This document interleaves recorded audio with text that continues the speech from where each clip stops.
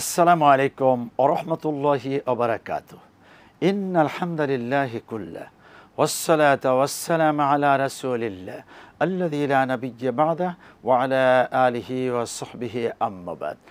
সুপ্রিয় দর্শক, আপনাদের প্রাণপ্রিয় অনুষ্ঠান ইসলামী সওয়াল ও জবাব লাইভ অনুষ্ঠান থেকে সকলকে জানাচ্ছি আন্তরিক মোবারকবাদ। বন্ধুগণ, আপনারা জীবন ঘনিষ্ঠ যে কোনো বিষয়ে প্রশ্ন করবেন, ছোট ছোট করে প্রশ্ন করব, স্পষ্ট ভাষায় প্রশ্ন করব, জ্ঞান গর্ব প্রশ্ন করার চেষ্টা করব। নোট করে রাখুন, আপনার কথা বলতে সুবিধা হবে।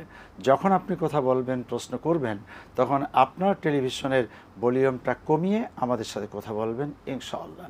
আপনাদের মূল্যবান প্রশ্নের জবাব দিবেন বিশ্ববরণ্য আলেমে দ্বীন ফদিলাতুশ শেখ আল্লামা সৈয়দ কামাল উদ্দিন জফরি। আসসালামু আলাইকুম ওয়া রাহমাতুল্লাহি ওয়া বারাকাতুহু। ওয়ালাইকুম আসসালাম ওয়া রাহমাতুল্লাহি ওয়া বারাকাতুহু। শেখ ভালো আছেন? আলহামদুলিল্লাহ। আহলান ওয়া সাহলান। জি আলহামদুলিল্লাহ, আমিও ভালো আছি। বন্ধুগণ, আশা রাখি আপনারাও ভালো আছেন। আমরা প্রশ্নের দিকেই চলে যাচ্ছি। আমি কথা বলছি ডক্টর শহীদুল ইসলাম বারাকাতি। আপনাদের সাথে এখন কথা বলবো। আসসালামু আলাইকুম ওয়া রাহমাতুল্লাহ। ওয়ালাইকুম সালাম ওয়া রাহমাতুল্লাহ। আমি গাজীপুর থেকে সালমা বলছিলাম। আমার প্রশ্ন হলো, ভিতরের নামাজ যদি কাজা হয়ে যায় কোনো কারণে, তাহলে দিনে পড়লে তো 4 রাকাত করতে হয়। তাহলে আমি 4 রাকাতটা কিভাবে করবো? 3 রাকাত তো আমি একদম একভাবে করে যাই। ওই 2 রাকাতের মাঝখানে দুরূদ শরীফ পড়ি না, একদম শেষ হয়ে যায় দুরূদ শরীফ পড়ি। কিন্তু 4 রাকাত পড়লে আমি ওই 4 রাকাতটা কিভাবে করবো সেটা একটু বলবেন। আর কোনো প্রশ্ন? জবাব শুনুন। ওয়েতের সালাত রাত্রে পড়তে পারেনি, এখন দিনের বেলা 4 রাকাত, তা রাত্রে এক নিয়াতেই সে 3 রাকাত পড়তো, মাঝে বৈঠক করতো না। এখন দিনের বেলা কি পদ্ধতিতে পড়বে? আলহামদুলিল্লাহ ওয়াসসালাতু ওয়াসসালামু আলা রাসূলিল্লাহ ওয়া আলা আলিহি ওয়া সাহবিহি ওয়া মান ওয়ালাহ ওয়া বা'দ। আপনি ওই রাতে যেভাবে আপনার কাজা নামাজ পড়তেন, ঠিক সেভাবেই দিনের বেলাও আপনি কাজাও করবেন। ওই 3 রাকাত বা 4 রাকাত একসঙ্গেই পড়বেন। আলহামদুলিল্লাহ। জি, মাঝখানে 4 রাকাতের মাঝখানে বসবে না? ও হ্যাঁ হ্যাঁ, চার রাকাতের মাঝখানে বসবেন। জি জি 2 রাকাত পড়ে বসবেন। জীবনে আশা রাখি বুঝতে পেরেছেন। মানে 2 রাকাত মাঝখানে তাশাহুদ, এভাবে 4 রাকাত একসাথে পড়বেন। শেখ বলছেন। আসসালামু আলাইকুম ওয়া রাহমাতুল্লাহ। ওয়ালাইকুম আসসালাম ওয়া রাহমাতুল্লাহি ওয়া বারাকাতুহু। আমি নিউইয়র্ক থেকে বলছি, জন আক্তার। আমার দুটি প্রশ্ন। আমার প্রথম প্রশ্ন হলো, হ্যালো, বলুন, আমরা শুনতে পাচ্ছি। আমার প্রথম প্রশ্ন হলো, আমরা মহিলারা যখন হজ সফরে যাই বা আমরা যখন হজ সফরে যাব, তখন আমরা মহিলারা মসজিদে হারামে নামাজ পড়বো না হোটেলে নামাজ পড়বো, এটা জানাবেন। আর ওই সূরা মুলক যাদের মুখস্থ নাই, তারা যদি নিয়মিত সূরা মুলক দেখে তেলাওয়াত করে, তারা সূরা মুলকের যে সূরা মুলক তেলাওয়াত করে যে সওয়াব, যে ফজিলত, সেটা পাবো কিনা, এটা একটু জানাবেন। কোন সময় তেলাওয়াত করবেন? আচ্ছা, ঠিক সূরা আছে। মুলক রাতে আমরা তেলাওয়াত করি, দেখে দেখে তেলাওয়াত, আমরা যদি দেখে দেখে তেলাওয়াত করি, যদি মুখস্থ না থাকে, তাহলে সূরা মুলকের যে ফজিলত সেটা পাবো কিনা প্রতিদিন তেলাওয়াত করলে? ওকে, জবাব শুনুন। জি, হজ্জের সফরে মহিলারা যে উমরা করার পরে বাসায় নামাজ পড়বে নাকি হারামের ভিতরে যে জামাতের সাথে নামাজ পড়লে, কোনটায় ফজিলত বেশি? যে আপনি জামাতের সাথে হারামের ভিতরে সালাত আদায় করা বেশি সওয়াব, বেশি ফজিলত। জি, সূরা মেয়ে লোক পুরুষ লোক সবার জন্য সমান। সূরা মুলক যদি তিনি দেখে দেখে না পড়ে মুখস্থ পড়েন, তাহলে কি সমান ফজিলত না কম বেশি আছে? মুখস্থ করার একটা আলাদা ফজিলত তো আছে, যদি মুখস্থ করেন। আর পড়েন না, আপনি দেখে পড়েন অথবা মুখস্থ পড়েন সমানই, তবে মুখস্থ করাটার আলাদা মর্যাদা আছে। জি জীবন আপনি যেটা বুঝতে চেয়েছিলেন যে মুখস্থ পড়লে ফজিলত কমে যায়, না কমে যায়, না না, বরং বাড়ে।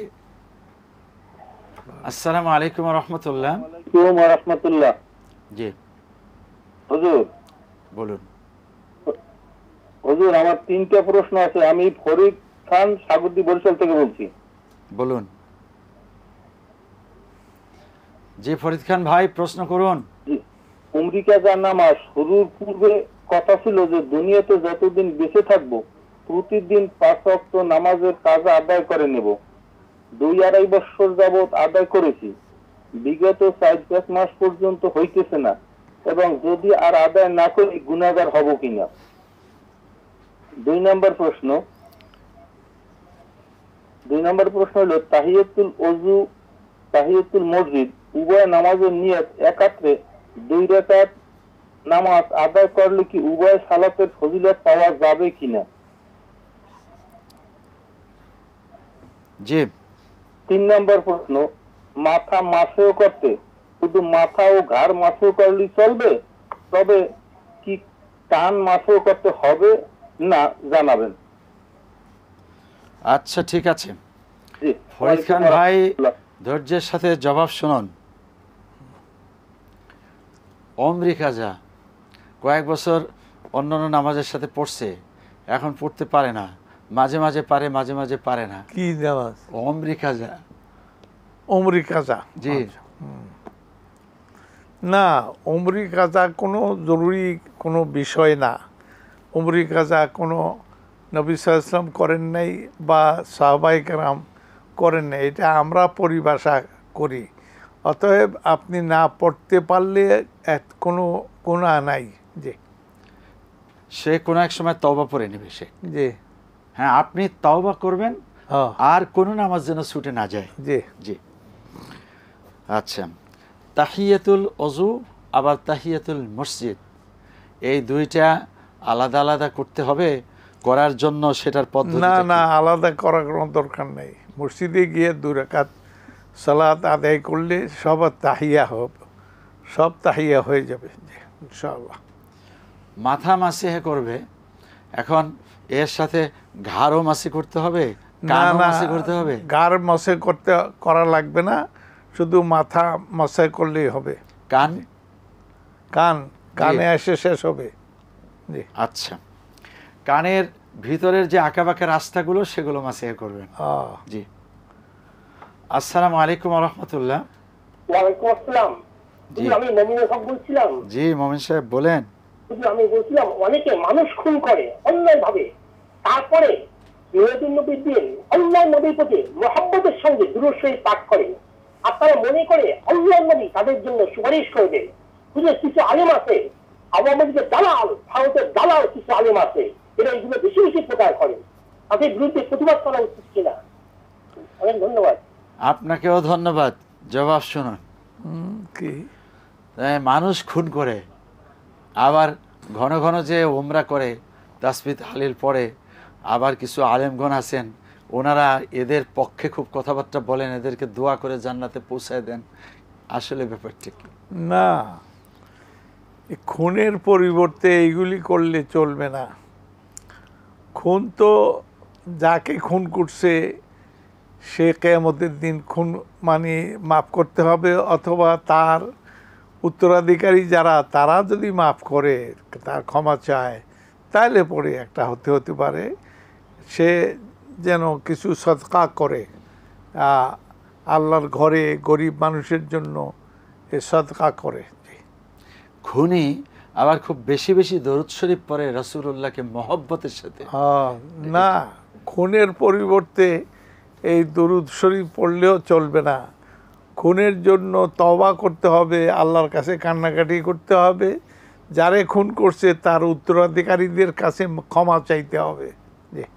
কিছু আলেম আছে তাদেরকে দোয়া করে জান্নাতে পৌঁছায় দেয়।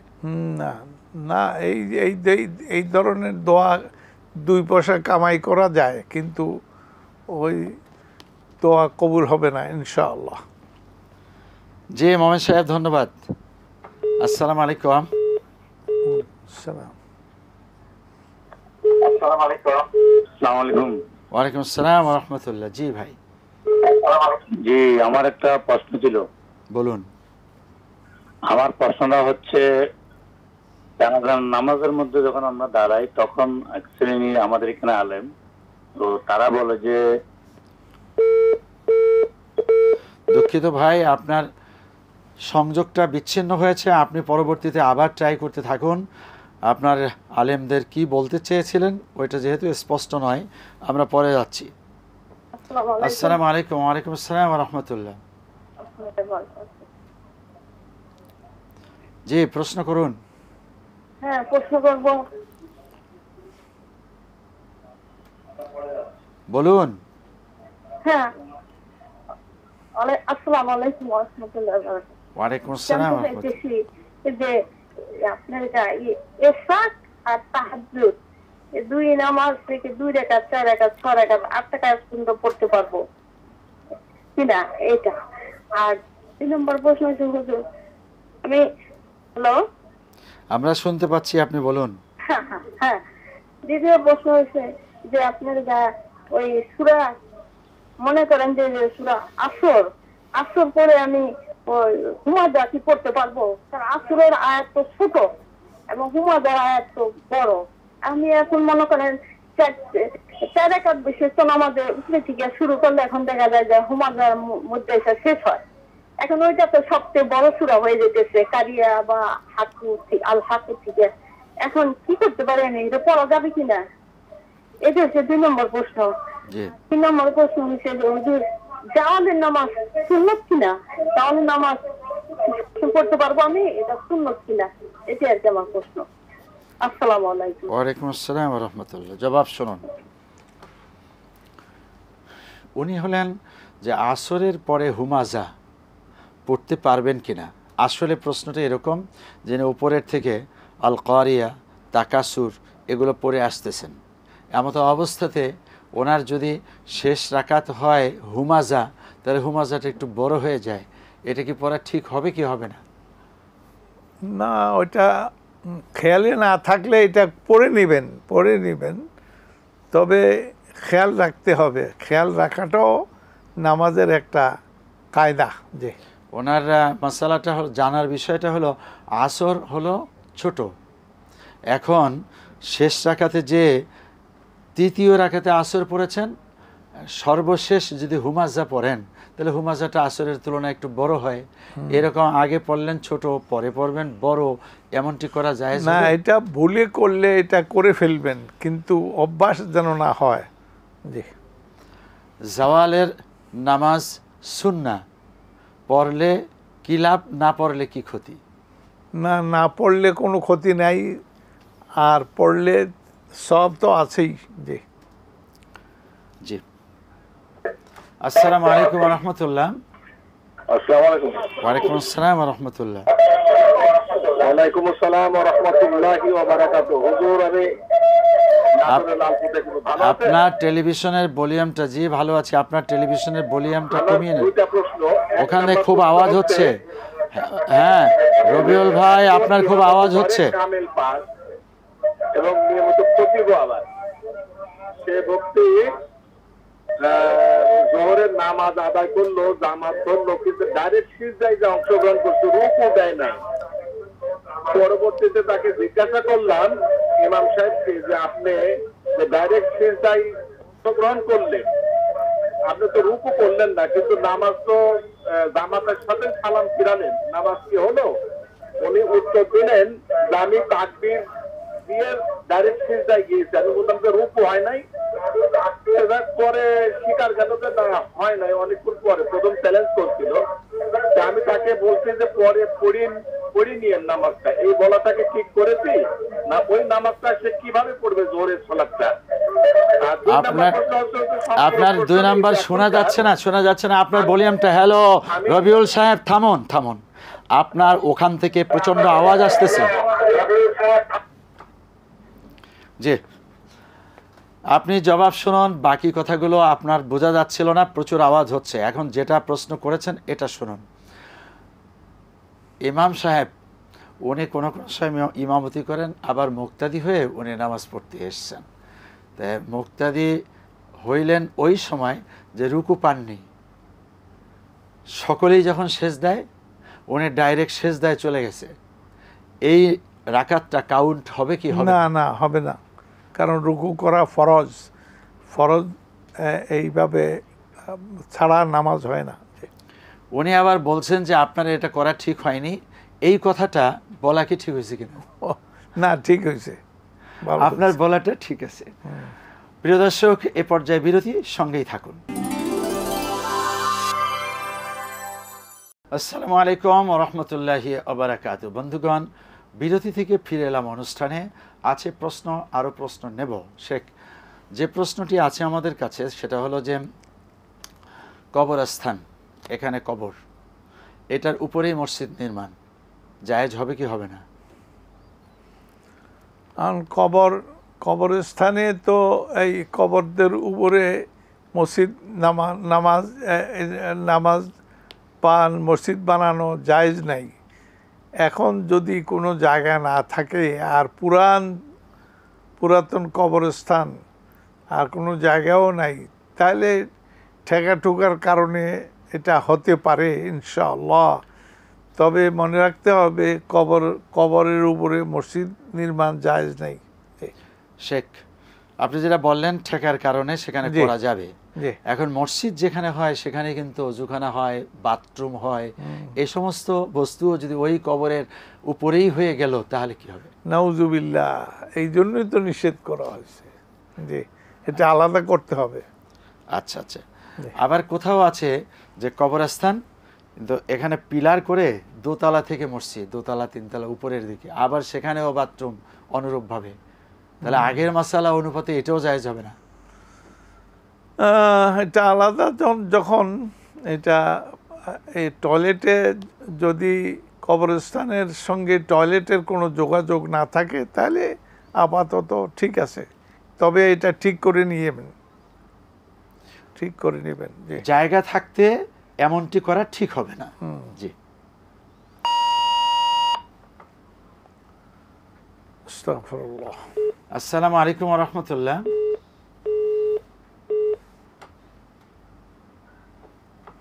আসসালামু আলাইকুম ওয়া রাহমাতুল্লাহ। আসসালামু আলাইকুম। ওয়ালাইকুম আসসালাম ওয়া রাহমাতুল্লাহ। জি, আমার একটা প্রশ্ন। বলুন প্রশ্নটি, কথা বলুন। প্রশ্নটা হচ্ছে জামাতে নামাজের সময়। হ্যালো, আমরা শুনতে পাচ্ছি, আপনি বলুন। জামাতে নামাজের সময় শেষ বৈঠকে আত্তাহিয়াতু, দরুদ শরীফ এবং দোয়া মাসুরা যদি আমার শেষ না হয়, ইমাম সাহেব যদি আগেই নামাজ শেষ করে ফেলেন, সালাম ফিরা ফেলেন, সেক্ষেত্রে আমার কি এগুলা শেষ করে সালাম ফিরাইতে হবে নাকি ইমামের সাথে সাথে সালাম ফিরাইতে হবে? আর কোন প্রশ্ন আছে বন্ধু? জি না। আচ্ছা, জবাব শুনুন। কি উনি মুক্তাদি, ওনার তাশাহুদ শেষ করতে, আবার দরুদ পড়তে, দোয়া মাসুরা পড়তে একটু বেশি সময় লাগলো।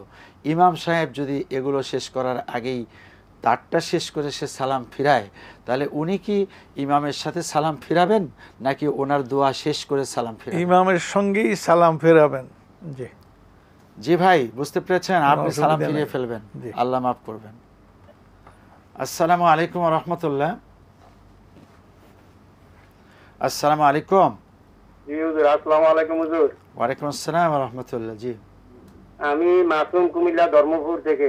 জি জি হুজুর, আমার দুটি প্রশ্ন। প্রথম প্রশ্ন হলো যে দলিল আল কোরআন থেকে সূরা সুয়াদ আয়াত নম্বর 57 অধ্যায় 38, এই আয়াতে কোরআন বলতেছে জাহান্নামীদের খাবার পুজ ও গরম পানি। সূরা সুয়াদ, জাহান্নামীদের খাবার পুজ ও গরম পানি, এর মানে কি? আমাদেরকে কোরআন কি বলতেছে? আর দ্বিতীয় প্রশ্ন হলো যে হুজুর, পুরুষ এবং মহিলারা নাভি নিচের পশম কতদিন না কাটলে নামাজ কবুল হয় না? কতদিন পরে নাভি নিচের পশম কাটতে হবে? এ ব্যাপারে মোহাম্মদ সাল্লাল্লাহু আলাইহি সাল্লাম কি বলতেছেন? আসসালামু আলাইকুম। ওয়ালাইকুম আসসালাম ওয়া রাহমাতুল্লাহ। কুমিল্লা ধর্মপুর থেকে মাসুম সাহেব জানতে চাচ্ছেন, সূরা সদের 57 নম্বর আয়াতে আছে যে জাহান্নামীদের খাবার হবে পুজ ও গরম পানি। এটা কোরআন কি বলল? এটা ঠিকই বলছে। এটা তাদের শাস্তি হিসাবে জাহান্নামীদের পুজ এবং গরম পানি তাদের খেতে দেওয়া হবে, তা খাবে, তা খাওয়ার পরে নাড়ি বুড়ি বেরিয়ে যাবে, আবার ফিট হবে, আবার এগুলি জাহান্নামীদের শাস্তি। জি, আল্লাহর ইবাদত না করলে, হুকুম পালন না করলে, রাসূলের তরিকা না মানলে এটা হবে। এটা কোরআন ঠিকই বলছে। আচ্ছা, কিছু পশম আছে যা শরীর থেকে ফেলে দিতে হয়, কতদিনের মধ্যে সেটা ফেলে দিতে হবে? এটা আপনি 40 দিনের মধ্যে তো আপনি ফেলতেই হবে, বরং এর আগে ফেলে দেওয়াটা উচিত। জি জি। আসসালামু আলাইকুম ওয়া রাহমাতুল্লাহ। ওয়ালাইকুম আসসালাম। আমার একটা প্রশ্ন হলো, আমরা যখন দোয়া করি, এই দোয়ার বকশিশ বা সওয়াব আমরা বলি যে হযরত মুহাম্মদ সাল্লাল্লাহু আলাইহি সাল্লামের রওজা পাকে পৌঁছে দেন, এটা কি হযরত মুহাম্মদ সাল্লাল্লাহু আলাইহি সাল্লামের বরাবর হবে না আল্লাহর বরাবর হবে, বা এই বিষয়টা কিভাবে হবে এটা বুঝাই বলবেন, যে আমাদের দোয়ার বিষয়টা, যে সওয়াবের যে বকশিশটা, এটা কিভাবে বলবো, এই জিনিসটা বুঝাই বলবেন। আর আর বেতেরের নামাজ 2 রাকাত পড়ার পরে তাশাহুদ পড়ি, মানে তাশাহুদটা কি পড়তে হবে না 2 রাকাত সিজদা শেষ করে সোজা উঠে যাইতে হবে, এই জিনিসটা একটু বুঝাই বলবেন। আচ্ছা ঠিক আছে, জবাব শুনুন। যে বক্সানো, দোয়া বক্সায় যে রাসূল করিম সাল্লাল্লাহু আলাইহি ওয়াসাল্লামের রওজা শরীফে আমার এই দোয়া পৌঁছিয়ে দাও, এরকম মৃত ব্যক্তিদের নামে যে বক্সানো, এটা কি ঠিক নাকি ঠিক না? না, রওজা শরীফে বা কবরে তা না, এটা বলতে হবে তাদের রুহে, তাদের রুহের উপরে আমরা পড়লাম, এটা পৌঁছে দিয়ে নে আল্লাহ। জি, ওয়েতের সালাতে 3 রাকাত যদি আদায় করেন তাহলে মাঝখানে বসতে হবে কি হবে না? ও না, 3 রাকাত মাঝখানে, 2 রাকাতের মাঝখানে বসতে হবে। জি, 2 রাকাতে বসবেন, পরে আবার আরেক রাকাত দিয়ে শেষ করবেন। জি। আসসালামু আলাইকুম ওয়া রাহমাতুল্লাহ। ওয়ালাইকুম সালাম ওয়া রাহমাতুল্লাহ। হুজুর, আমি ঢাকা থেকে বলতেছি। আমার 2টা প্রশ্ন। বলুন। প্রথম প্রশ্নটা হচ্ছে গিয়া, হুজুর, আমরা যে ফরজ নামাজ পড়ি, নামাজের সময় দেখা যায় আমাদের মুজা পূজা নিতে হয় পা ঢাকার জন্য। তো নামাজ শেষে যদি আমি ফরজের সালাম ফিরাইয়া মুজাটা খুলে ফেলি, খুইলা যদি তাসবিহটা হলিল পড়ি, সুবহানাল্লাহ, আলহামদুলিল্লাহ, আল্লাহু আকবার, এসব আরো যা তাসবিহ পড়ি মুজা খুইলা, তাহলে কি এটা আমার গুনাহ হবে বা কিছু হবে? বা অনেক সময় দেখা যায় আম্মা ডাকে বা বাচ্চারা ডাকে, আমি সালাম ফিরাইয়া ওদের কথাটা শুনে এসে ফরজ নামাজের তাসবিহগুলো পড়ি, তাহলে কি এটা গুনাহ হবে? এই একটা প্রশ্ন। আরেকটা প্রশ্ন হইতাছে, হুজুর, যে আমি মানত করছি প্রতি মাসের একটা নির্দিষ্ট টাকা একটা নির্দিষ্ট এতিমখানায় দিব এতিমদের খাওয়ার জন্য। ওইখানে এতিমও আছে, সব বাচ্চারা তো আর এতিম হয় না, মানে গরিব হয় না, অনেকে বাবা মা নাই কিন্তু তাদের অনেক পয়সা আছে, ধন সম্পদ আছে। তো ওইটা যে প্রতি মাসের একটা নির্দিষ্ট টাকা নির্দিষ্ট এতিমখানায় নামছি, ওটা যদি আমি মাঝে মধ্যে না দিয়া অন্য একটা ইয়েতে দিলাম, যেমন এখন বন্যা দুর্গততে দিলাম, বা কোনো আর্থিক কেউ চিকিৎসা করতে পারতেছে না, ডাক্তারের ওষুধ খাইতে পারতেছে না, তাকে দিলাম, তাহলে কি আমার গুনাহ হবে নাকি হবে না? এটা ঠিক আছে, আপনার 2টি প্রশ্ন রিসিভ করা হয়েছে, জবাব শুনুন। ফরজ সালাত আদায় করার জন্য এ বোন তিনি মুজা পড়েন, এরপরে তাসবিহ তাহলিল পড়ার সময় মুজা যদি খুলে রাখেন, তাতে কি নামাজের কোনো ক্ষতি হবে? না, কোনো ক্ষতি হবে না। তবে এই শর্তে, যদি পা ধোয়ার আগে, অজু করার আগে যদি মুজা পড়েন, তা সেই মুজার উপরে মাসা করলেই চলবে, সেই মুজা হলে তো হবেই না।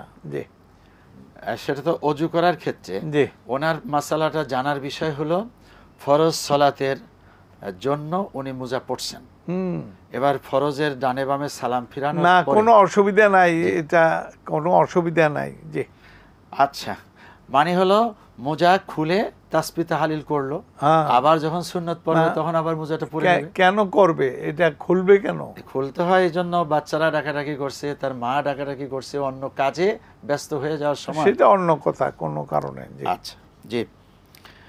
উনি হলো কোনো একটা এতিমখানায় এতিমদের জন্য কিছু নজর করেছেন মান্যত, প্রতি মাসেই এই টাকাটা ওই এতিমখানায় উনি পৌঁছিয়ে দেন। এখন বন্যা দুর্গতদেরকে দিবেন, এখানে না দিয়ে যদি ওইরকম কোনো একটা অবস্থায় ভিন্ন জায়গায় দেন, এটা কি জায়েজ হবে কি হবে না? না, এতিমখানায় যেহেতু আপনি মান্নত করেছেন অথবা নিয়ত করেছেন, আপনি নাজার করেছেন, তো এটা পুরা করা আপনার ওয়াজিব। আর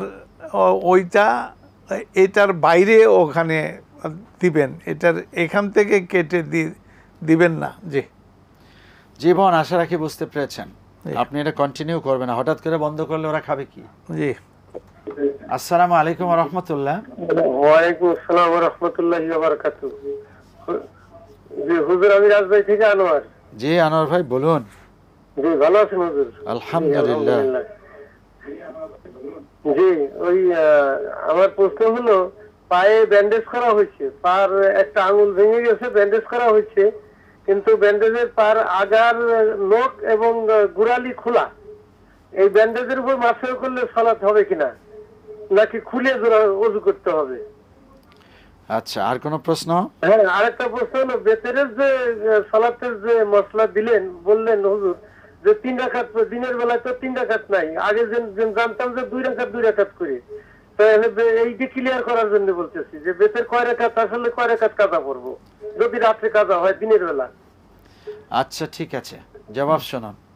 জি, পায়ের আঙ্গুল ভেঙেছে, ব্যান্ডেজ করেছেন, এখন সামনেও কিছুটা খোলা আছে, পায়ের পিছনটাও খোলা আছে, এই পিছন সামন এটা মাসিয়ে করবে নাকি ব্যান্ডেজ খুলে ধৌত করবে? না না, ব্যান্ডেজ করলে, ধৌত করলে তো আপনি ভালোই হয়ে গেলেন। ভালো হলে তো আর ব্যান্ডেজ লাগে না, অতএব এটার উপরই মাসা করবেন। জি। ওয়েতের সালাত, এটা নিয়ে একটু আগেও আমরা কথা বলেছি, আপনি বলছেন শেখ, মানে হলো রাত্রিতে তিনি পড়তে পারেননি, এখন দিনের বেলা পড়বেন 4 রাকাত, ওই 4 রাকাতের মাঝখানে বসে সালাম ফিরিয়ে ফেলবেন নাকি একসাথে 4 রাকাত পড়বেন? না, সালাম ফেরাবেন না, আপনি মাঝখানে বসবেন, তবে সালাম ফেরাবেন না, 4 রাকাত নামাজ পড়বেন। জি, মাঝখানে বসে তাশাহুদ পড়বেন। জি, তাশাহুদ পড়বেন। জি, এক সালামে পড়বেন। আসসালামু আলাইকুম ওয়া রাহমাতুল্লাহ। ওয়ালাইকুম সালাম। জি ভাই, প্রশ্ন করুন। আমি প্রশ্ন করতেছি যে নামাজের সময় যে আলহামদুলিল্লাহ যে মাঝখানে যে ভুলে যায়, ডবল করলে কি কোনো গুনাহ হবে? কি করছেন? ভুলে গিয়ে তারপরে কি করলেন? না না, আলহামদুলিল্লাহ যে ভুল হয়, তা আমি ভুল হয়েছে, এটা ঘুরায় খায় করলে কি ভুল হবে? আচ্ছা, মানে দ্বিতীয়বার আবার পড়বেন, এই তো? আচ্ছা ঠিক আছে, আর কি? আরেকটা প্রশ্ন হলো যে ইমাম সাহেব যদি তাড়াহুড়া করে নামাজ পড়ে, সেই নামাজ কি সহি হবে? এখন কেমন তাড়াহুড়া হলো? আপনার রুকু সেজদায় তাসবিহ তাহলিলগুলো ঠিকঠাক মতো পড়তে পারছেন না পারেননি? নামাজ তো তাহলে তো পড়ছি, যেন হুজুরে একটু তাড়াহুড়া করে নামাজ পড়লে দেখা যায় তো আমি সেজদা দিতে আসি, তার আগে হুজুরে দিতে গেছে। আচ্ছা ঠিক আছে, জবাব শুনুন। সূরা ফাতিহা পড়তে মাঝখানে ভুলে গেছেন, এখন আবার তিনি পুনরায় পড়লেন, এতে কোনো সমস্যা আছে? না, কোনো সমস্যা নেই। জি। জি, হুজুর খুব তাড়াহুড়া করে ইমামতি করলেন, উনি তাসবিহ তাহলিল পড়ে সারতে পারতেছেন না, এই অবস্থায় কি হুকুম? ওই ইমামের পিছনেই নামাজ পড়তে হবে, আপনি শর্ট করে তাসবিহ তাহলিল করবেন, লম্বাও আছে শর্টও আছে। জি, মানে এমন তাড়াহুড়া যদি করে যে আসলে উনি সহি শুদ্ধভাবে তাসবিহ তাহলিল কেরাত পড়তে পারছেন না, এটা ইমাম সাহেবকে বলে দিবেন যে আচ্ছা। হুজুর আপনি আরো আস্তে পড়বেন, কারণ আমরা সহি।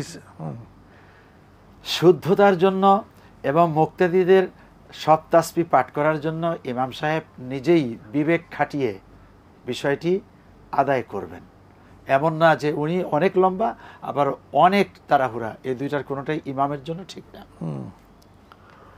আসসালামু আলাইকুম ওয়া রাহমাতুল্লাহ। ওয়ালাইকুম আসসালাম। হুজুর বলছি প্রতি ফরজ নামাজের পরে কি সম্মিলিত মোনাজাত করা বিদআত?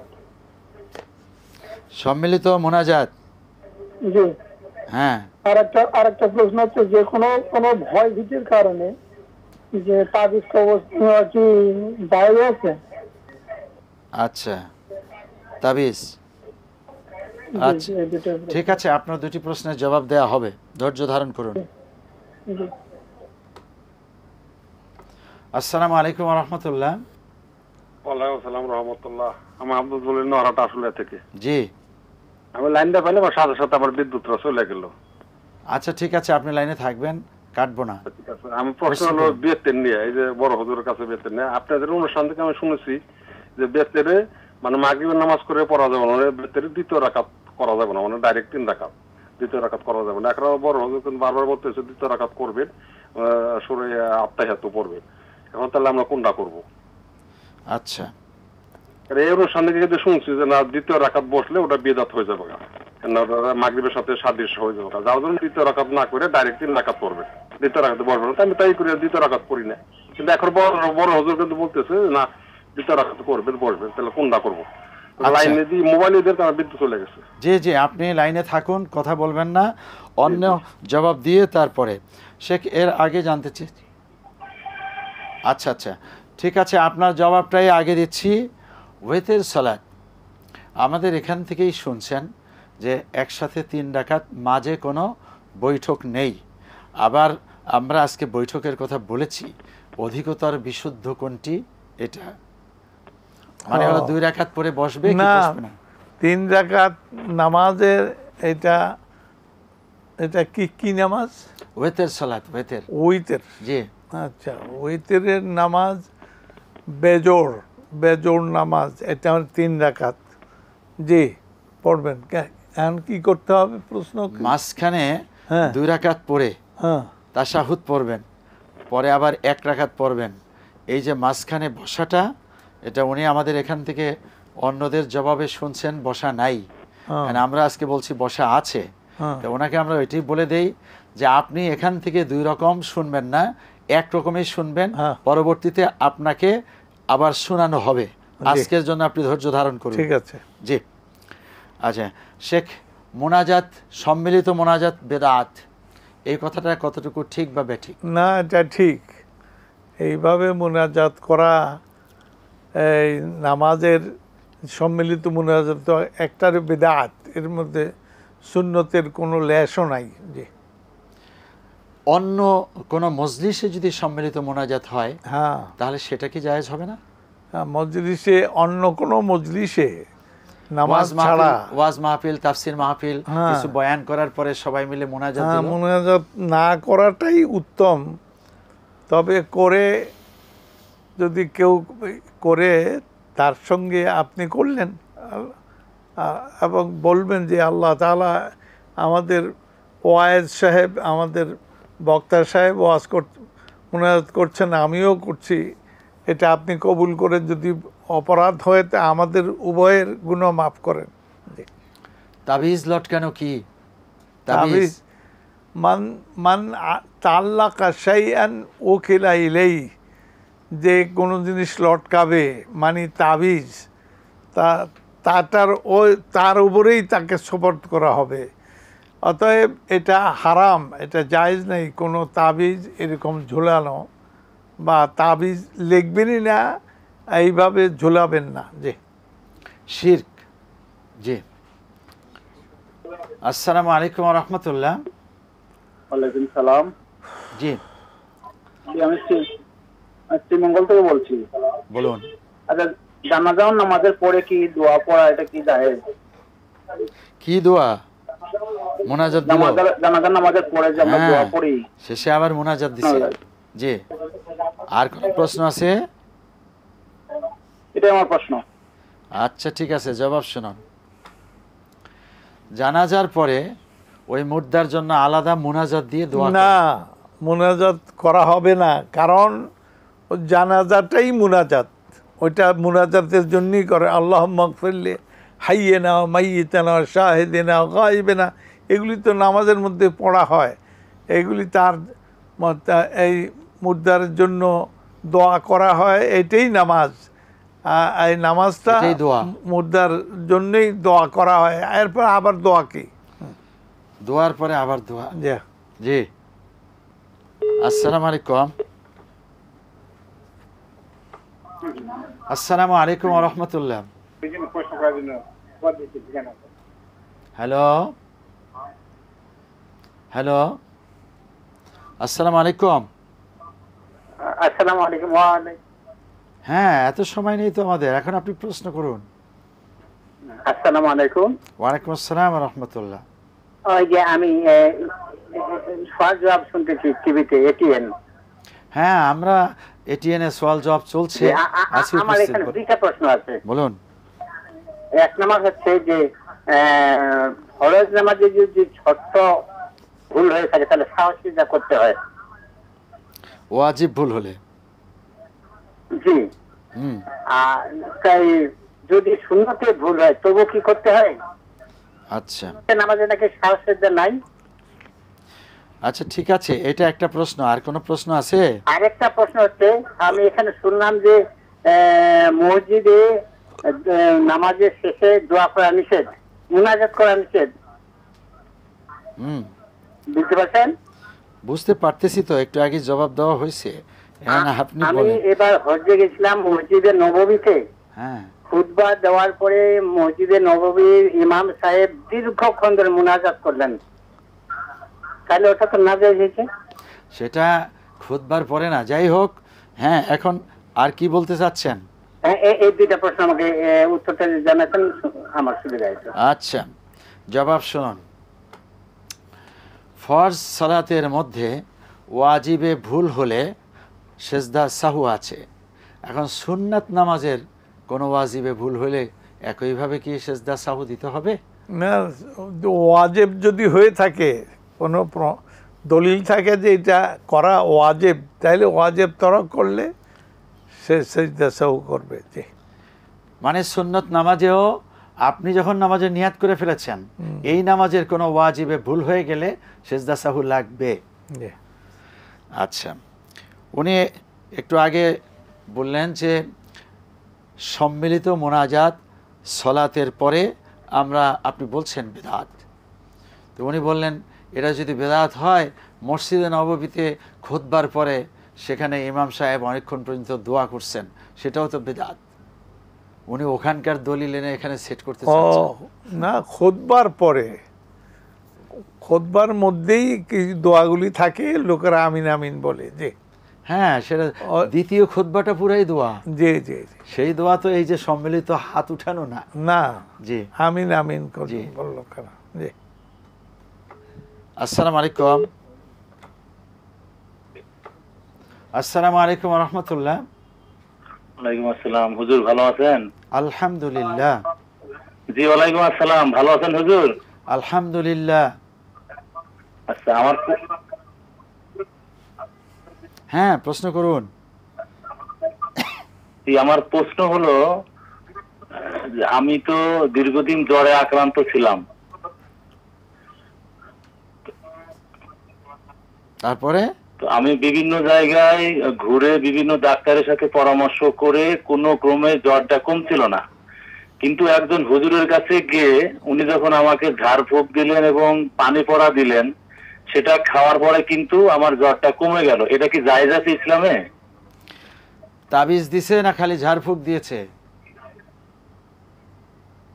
আপনাকে কোনো তাবিজ দিছে নাকি?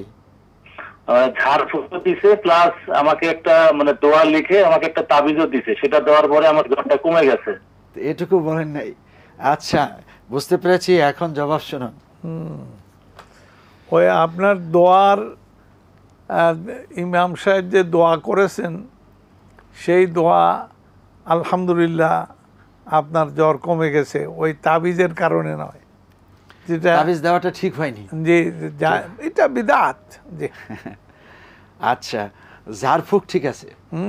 জি, আপনাকে হুজুর ঝাড়ফুঁক দিয়েছেন কোরআন দিয়ে, সহি সুন্নাহ মতে যদি তা করে থাকেন তা ঠিক আছে, কিন্তু তাবিজ ঠিক নেই। হ্যাঁ, আর হলো আপনি বিশ্বাস রাখুন আল্লাহ ভালো করেছেন, আল্লাহ ভালো করেছেন, জি। ঝাড়ফুঁকটা ওসিলা। হ্যাঁ, তো শেখ অনেক জবাব দিয়েছেন, মাশাআল্লাহ, শুকরান, আলহামদুলিল্লাহ, জাযাকুমুল্লাহ। শুকরান, জাযাকুমুল্লাহ, হাইয়া। হাইয়াকুমুল্লাহ। প্রিয় দর্শক, আমরা ছোট ছোট করে হলেও অনেকগুলো প্রশ্নের জবাব শুনেছি আজকে, এবং প্রয়োজনীয় ঠিক এমনটি হওয়া উচিত। এরকম ছোট ছোট করে আমরা জবাব শুনবো, আমল করব। আল্লাহ সে তৌফিক ইনায়াত করুন। আজ তাহলে এ পর্যন্ত। ওয়াসসালামু আলাইকুম ওয়া রাহমাতুল্লাহি ওয়া বারাকাতুহু।